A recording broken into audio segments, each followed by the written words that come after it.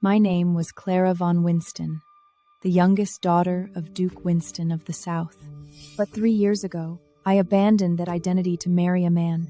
I believed true love should not be tainted by money and status. Poor child. Her arm is so badly injured. Her husband's family refused to even give her poppy milk for the pain. Indeed. What did she ever do wrong? I slowly opened my eyes. The searing pain in my arm almost made me faint again, but the pain in my heart was worse. That day, Sierra and I each rode our horses to town. Her horse suddenly bolted, charging wildly and trampling a passerby to death. I was thrown from my horse, dragged a few steps, and a sharp stone sliced deep into my arm. Urgent footsteps came from the corridor.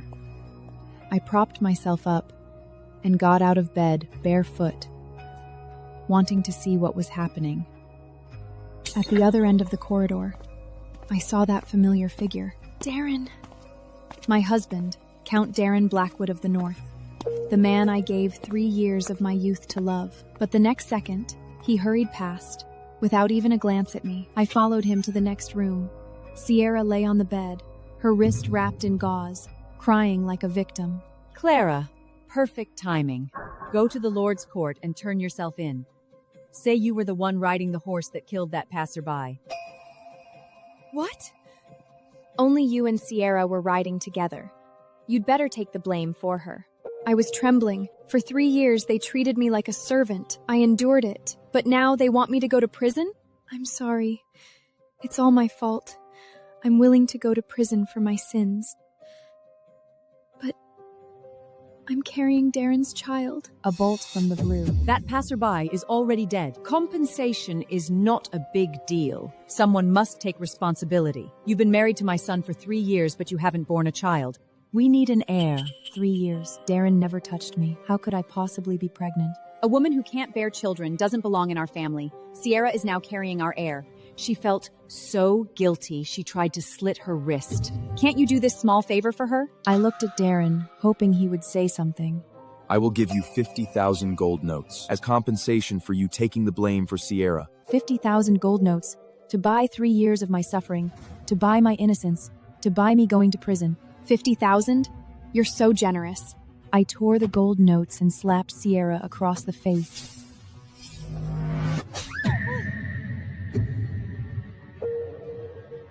I slapped Sierra. Darren's face instantly darkened. He pulled me away. Are you insane?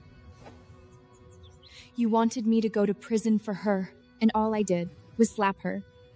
What, does that hurt your feelings? Sierra is injured. Don't hurt her. What about me? Am I not injured? Am I your wife, or is she? I regretted it. Regretted falling in love with him. Regretted abandoning my own identity. She felt so guilty she tried to kill herself? Is that so? I stepped forward and tore off the gauze on Sierra's wrist. There was only a ridiculously shallow scratch on her wrist. This is your so-called suicide? The skin isn't even broken. No wonder you're an actress. Disgusting. I looked at Darren, the man I had loved and endured for 3 years. Darren, I want a divorce. You? Divorce? Thank God. You were never worthy of our family. I turned and left. The moment I walked out the door, the tears finally fell.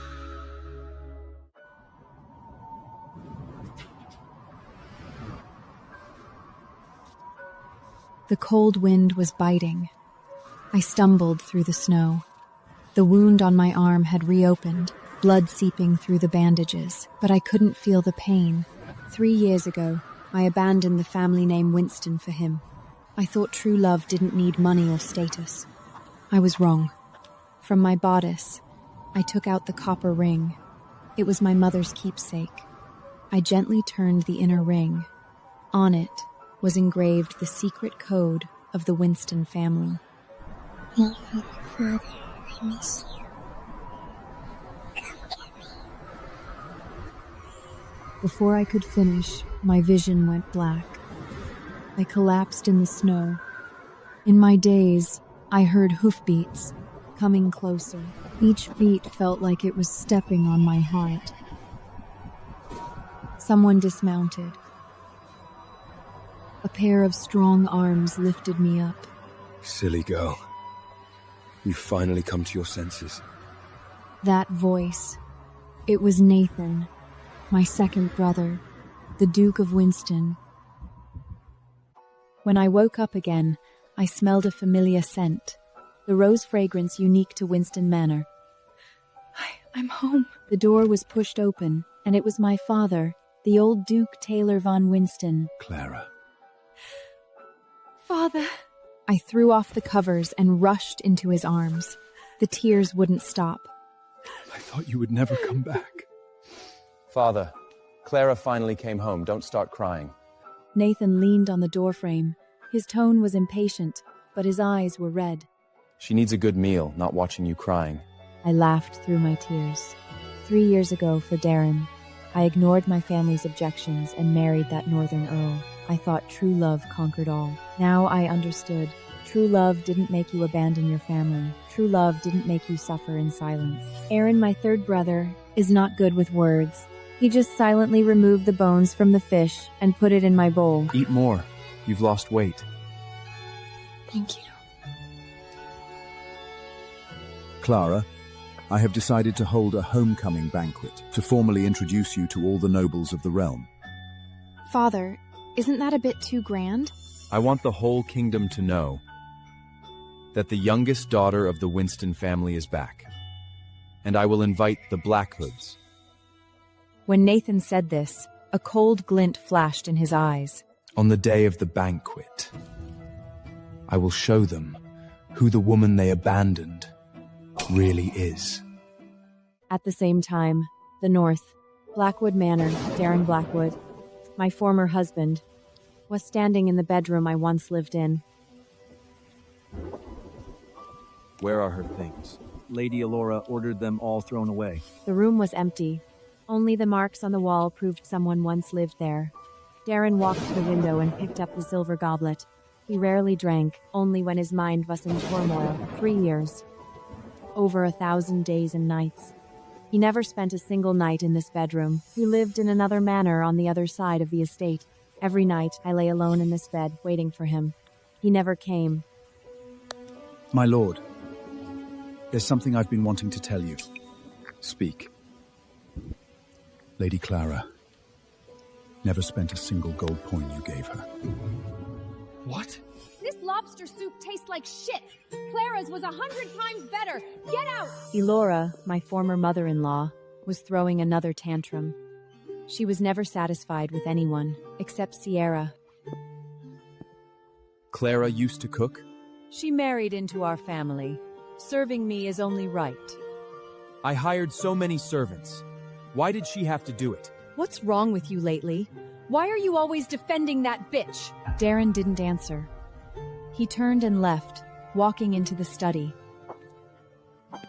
On Darren's desk, there was an exquisite gift box, a ribbon tied in a bow. What is this? Lady Clara asked me to give it to you. It's a third wedding anniversary gift. Darren opened the box. Inside was a pair of cufflinks shaped like a whale's tail. Whales. They mate for life. Clara, I hope you come back soon. Stop throwing tantrums. Otherwise, I won't forgive you. The third day after I returned to Winston Manor, Haley came.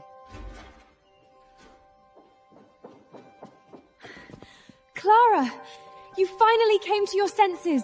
Haley Carter, daughter of the Marquis of the Borderlands, my best friend, and the most well-informed woman in the realm. That Darren is an oath breaker!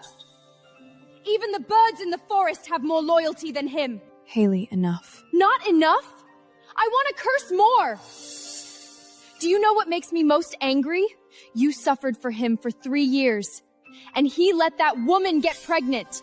I took Haley's hand. She was one of the few people in this world I could completely trust. Stop cursing. I don't care anymore. Really? Really. From now on, I live only for myself. At dusk, I stood alone on the terrace, looking at the distant mountain ranges. What are you thinking about? About the road ahead. I heard you're planning the Song of Love tournament? Yes. The Royal Love Tournament. I want to be part of the planning. I can no longer be the woman who hides behind a man. I need my own career, my own land, my own life. What about Sierra and Darren? Are you letting them go? No. Tomorrow is the banquet. I will make them regret everything they did. I was never a lamb to be slaughtered. I just loved the wrong person. The night of the homecoming banquet, Winston Manor was brightly lit. All the nobles of the realm had gathered. My eldest sister sent this sapphire blue gown from the south. She said she designed it herself. Nathan walked in. In his hands was a velvet box. Wear this. Tonight, you will make everyone remember your face. He opened the box. A sapphire necklace lay inside. The pendant was a teardrop-shaped deep-sea sapphire. Is this Tears of the Deep Sea? From an auction in the north, I paid a fortune for it. I knew this necklace. Darren once bought it for Sierra. But Sierra secretly sold it. Nathan bought it. For me. I walked into the banquet hall on my father's arm. The whole room fell silent. I saw everyone's eyes on me. You'll make everyone stunned tonight, including the Blackwoods. Haley smiled knowingly. My eyes swept across the crowd. In the corner, I saw Darren, Alora, and Benita. Darren was wearing a dark blue suit. He was still handsome, but my heart no longer beat for him. Alora and Benita's faces were ashen. They never expected that the woman they had trampled underfoot would stand above everyone tonight.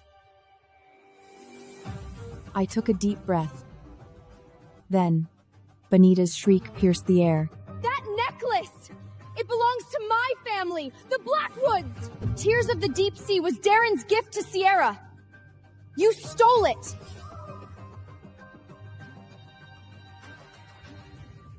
Bonita's words were like a stone thrown into a calm lake. The whole room began to whisper. Darren spent tens of thousands of gold coins on Tears of the Deep Sea for Sierra! You bitch! You stole Sierra's necklace! I stood still, watching Bonita rush towards me like a madwoman. What evidence do you have? I saw it with my own eyes. That is Sierra's necklace. Bonita looked triumphant. She thought she could humiliate me in public this time, but she didn't know. On the back of this necklace, my name was engraved. Are you sure? Of course I'm sure. A lowly woman like you doesn't deserve such a treasure. Then, a low voice came from the crowd.